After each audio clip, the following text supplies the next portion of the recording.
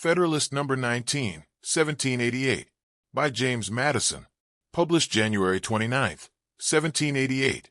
Continued from number 18. Let's continue where we left off, because the lesson from history is too important to ignore. In the previous discussion, we looked at the Greek Confederacy and saw how its weakness led to chaos.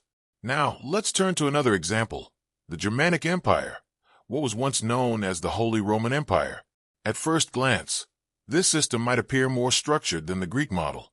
It had a central authority, the emperor, and a diet, or assembly, representing the member states. There were laws, courts, and even mechanisms intended to preserve peace among the various principalities.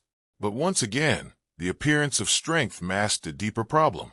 The empire was composed of sovereign states that jealously guarded their independence. The central authority lacked the power to enforce its laws directly. Instead, it relied on the cooperation of its members, and that cooperation was often inconsistent, unreliable, or entirely absent. Over time, this led to predictable results. Disputes between states were frequent. Enforcement of laws was uneven. Stronger states ignored obligations when it suited them. Weaker states suffered injustice without meaningful protection, and foreign powers found opportunities to interfere, taking advantage of the empire's internal divisions.